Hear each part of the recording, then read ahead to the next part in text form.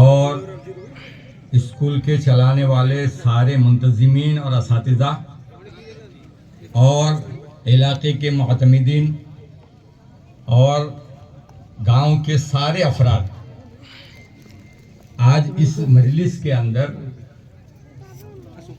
جو پروگرام پیش ہوا وہ یقیناً گاؤں والوں کی، اساتذہ کی، منتظمہ کی بیداری کا ثبوت ہے۔ بہت سے شہروں کے اندر پروگراموں میں جانا ہوا، بہت سی اسکولوں کے اندر جانا ہوا، وہاں ناچ گان کی محفلیں رہتی ہے، اور شہروں کے اندر اس طرح کے پروگرام ہوتے ہیں۔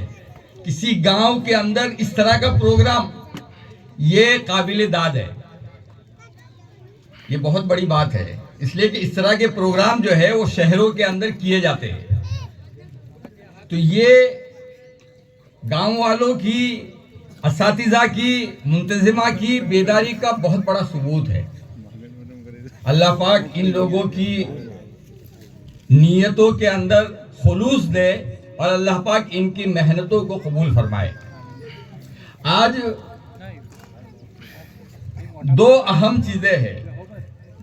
26 جنوری یوم جمہوریہ، ریپبلک ڈے، یہ اس دن میں ساری پورے بھارت کے اندر ڈرافٹنگ کمیٹی کے جو مین تھے ڈاکٹر امبیڈکر کو سب یاد کرتے ہیں، لیکن ہم مسلمان ہو کر اس ڈرافٹنگ کمیٹی کے اندر ڈاکٹر محمد سعد اللہ کر کے ایک ہمارے وکیل بھی ہے، ان کا نام بھی ہم نہیں جانتے۔ آسام کے رہنے والے مخلص، وہ مسلمانوں کی طرف سے وکالت کرتے تھے اور اس ڈرافٹنگ کمیٹی کے اندر وہ تھے، آسام کے رہنے والے تھے، اور انہوں نے یہ آئین بنایا ہے، اور یہ آئین ہمارے لیے پشپناہی کا کام کرتا ہے، اس لیے کہ آئین کے اندر کچھ بنیادی حقوق ہے، اور ان بنیادی حقوقوں کو ایسی ذہنیت رکھنے والے جو ہندوستان کے لوگوں کو تقسیم کرتے ہیں کارگر نہیں ہو سکتے۔ ہم لوگوں کو جو حقوق آئین نے دیے ہیں، اس حقوق کی وجہ سے ہم اپنے ادارے قائم کر سک رہے ہیں اور ہم اپنے دین کی تبلیغ کر پاتے ہیں، اس لیے کہ ہم کو وہ حقوق آئین نے دیے ہیں، اور آئین جو ہے اس کو ہم نے سویکار کیا، یعنی اس کو ہم نے مانا۔ یہ 1950 26 جنوری کو ہم نے اس کو مانا ہے، اور ہم نے اس کے لیے بہت سادہ قربانیاں دی ہے، اس لیے کہ جب یہ آئین بنا تھا تو آئین بنانے کے لیے جب ہندوستان پاکستان ساتھ میں تھا تو اس وقت میں قریباً 389 آدمی چنے گئے تھے۔ ہر 10 لاکھ آدمیوں پر ایک آدمی چنندہ تھا جن کے ذمے یہ کیا گیا تھا کہ وہ آئین بنائے، لیکن بدقسمتی سے ہندوستان تقسیم ہوا۔ تقسیم ہونے کے بعد 299 آدمیوں نے مل کر مختلف کمیٹیوں کے ذریعے سے اس آئین کو وجود دیا ہے۔ اس کے اندر 35 مسلم تھے۔ کتنے؟ 35 مسلمان تھے جنہوں نے اس آئین کو بنانے کے اندر کردار ادا کیا ہے، اور اس آئین کے بنانے کے پیچھے ہمارے علماء تھے جو ان کو فیل کرتے تھے، ان کی رہنمائی کرتے تھے۔ آج یہ آزادی کے دن کے بعد خوشی کا سب سے بڑا پرو جو ہوتا ہے وہ یہ ہے کہ یوم جمہوریہ کو ہم مناتے ہیں۔ ایک تو خوشی کی چیز یہ ہے، دوسری خوشی کی چیز یہ ہے کہ ہم تعلیم کے اعتبار سے بیدار ہو رہے ہیں، تعلیم کے اعتبار سے ہم بیدار ہو رہے ہیں۔ تعلیم یہ اسلام کا بنیادی مقصد ہے، اس کے لیے تعلیم ہمارے یہاں جو شروع ہوتی ہے بچے کے پیدا ہونے کے ساتھ شروع ہوتی ہے۔ بچے کے پیدا ہونے کے ساتھ اس کے کان میں اذان کہی جاتی ہے اور اس کے کان میں اقامت کہی جاتی ہے.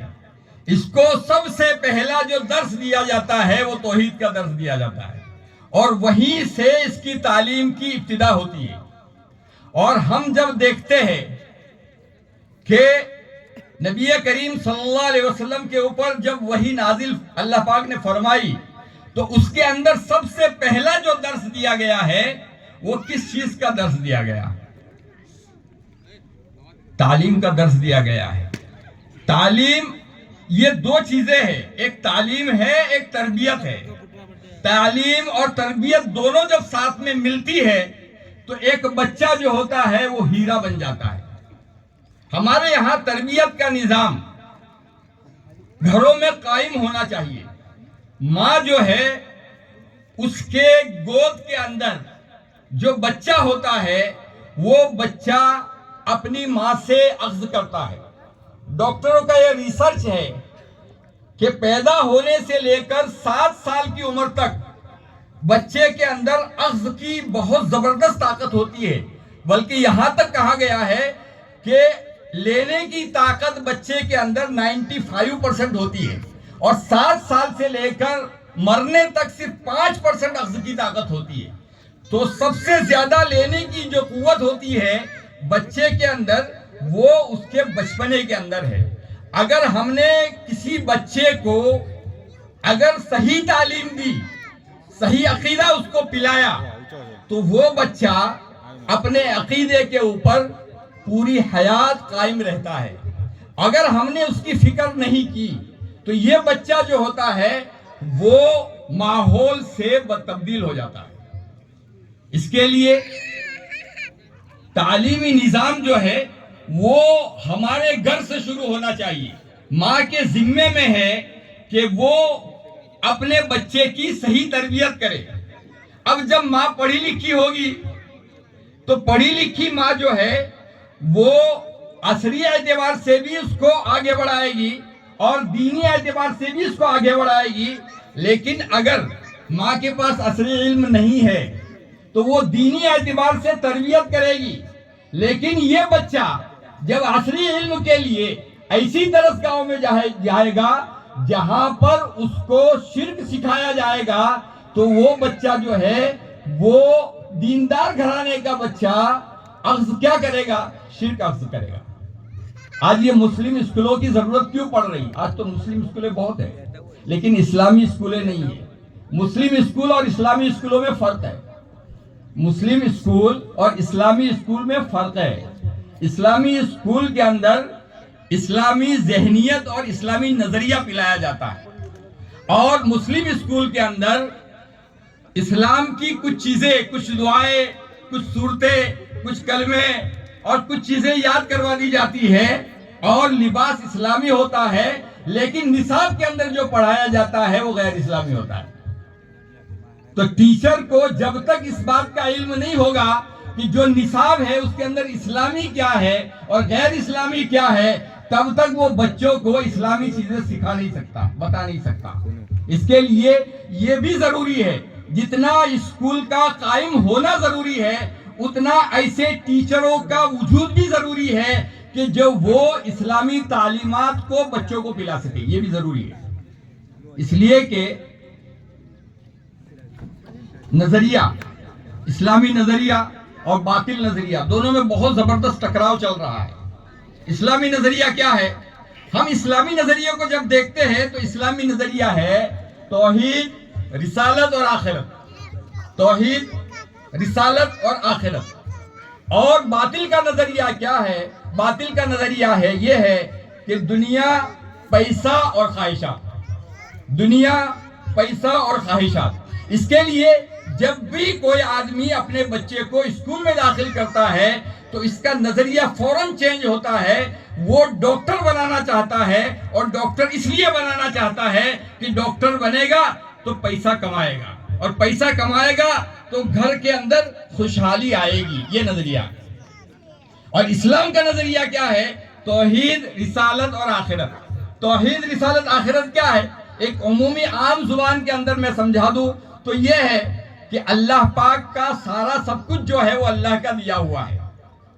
سارا سب کچھ, کسی کو مال ملا ہے, کسی کو علم ملا ہے, کسی کو ڈاکٹری کی ڈگری ملی ہے, کسی کو انجینئر اللہ پاک نے بنایا ہے.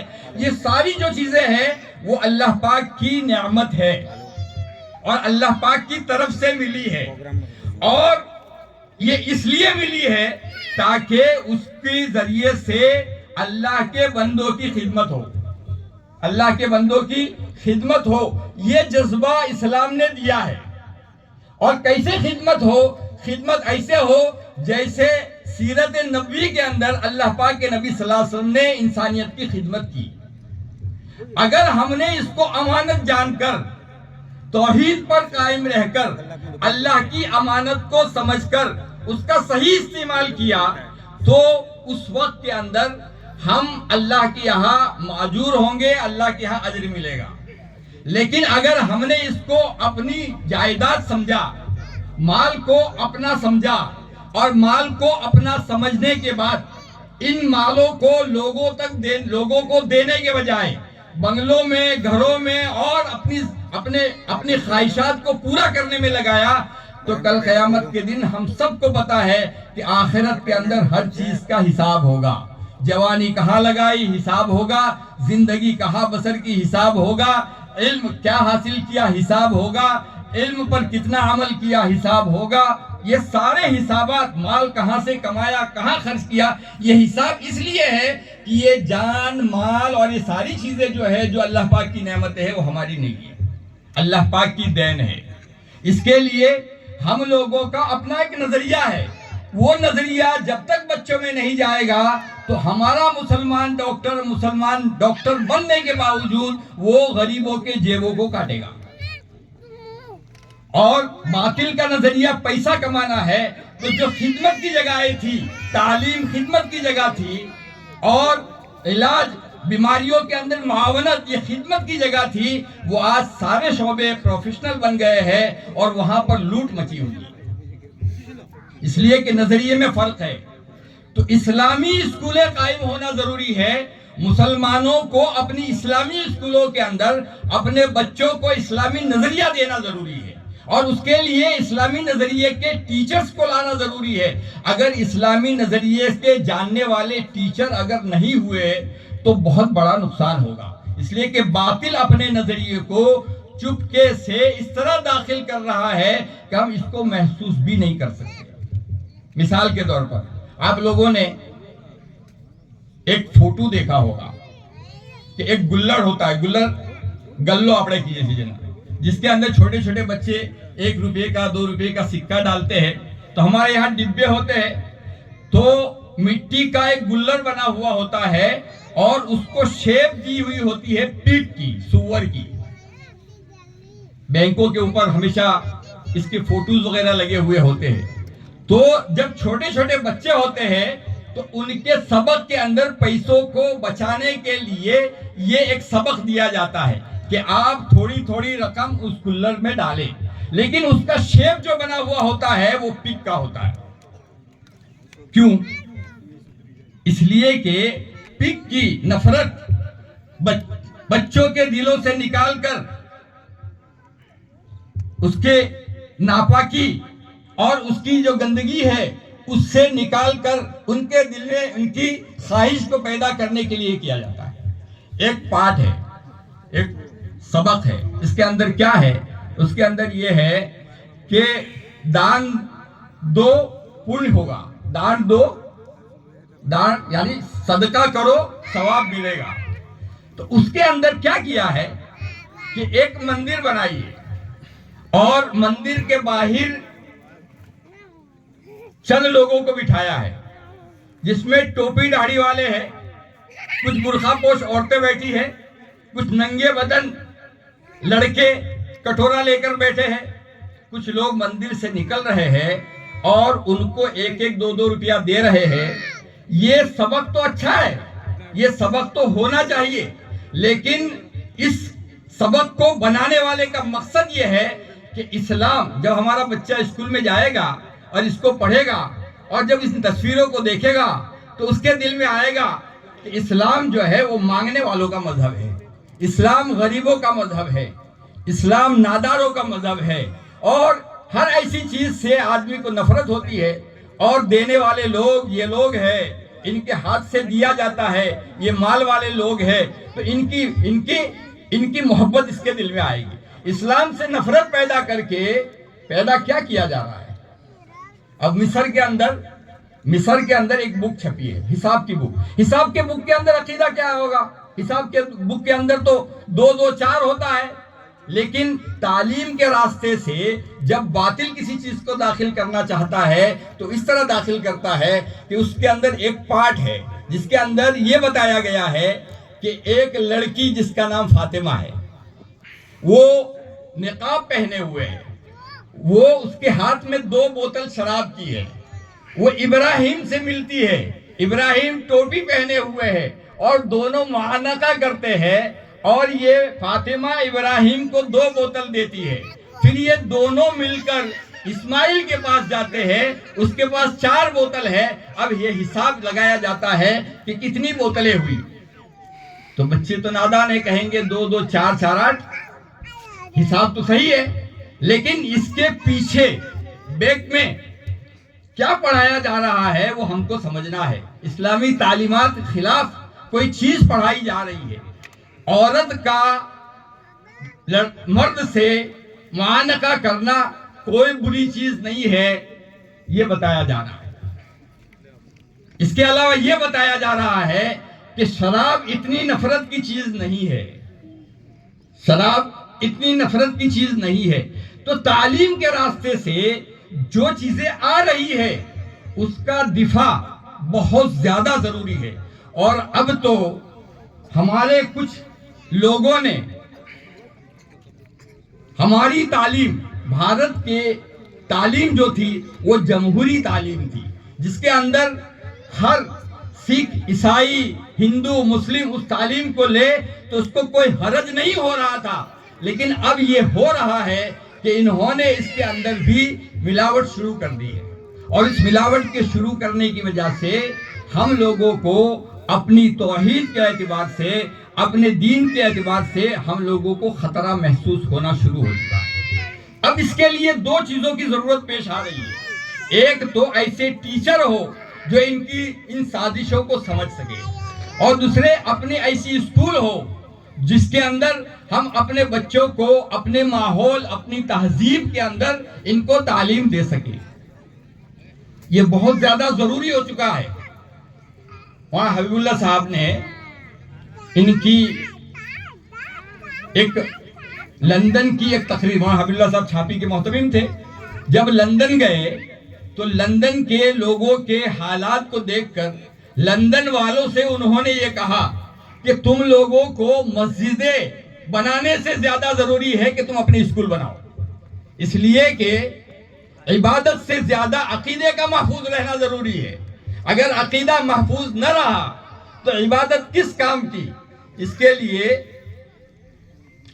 کے لیے ہم لوگوں کے دوسری خوشی کا یہ موقع ہے کہ آپ کے یہاں ماشاءاللہ گاؤں کے علماء، گاؤں کے فضلاء، گاؤں کے مقتدر احباب اور گاؤں کے بیدار مفت نوجوان اور سہارا گروپ کے نوجوان، یہ سب مل کر اس بات کی کوشش میں ہے کہ ایک اسکول قائم ہو، تو اس اسکول کے لیے ہم کو اس میں خرچ کرنے کا اتنا ہی ثواب ملے گا جتنا دین کے بچانے کا ثواب ہے۔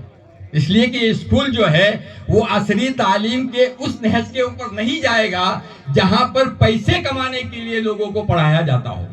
یہاں پر اس کو اس لیے بنایا جا رہا ہے تاکہ ہمارے بچے یہاں سے تعلیم یافتہ ہو کر اسکولوں کے اندر جا کر ایسے ٹیچر بنے کہ جہاں پر وہ لوگوں کے ایمان اور اعمال کو بچا سکے۔ اس کے لیے ہم لوگوں کو اپنی اس اسکول کے لیے بے انتہا کوشش کرنی چاہیے، اور ہم لوگوں کو بڑھ چڑھ کر اس میں حصہ لینا چاہیے اور عبادت سمجھ کر حصہ لینا چاہیے۔ اس لیے کہ ہم اس کو عبادت نہیں، آج مسجد کا چندہ ہو تو ہم لوگ دل کھول کر دیتے ہیں، اور یہاں چندہ دینا ہو تو سوچتے ہیں ثواب ملے کہ نہیں ملے، 100% ثواب ملے گا۔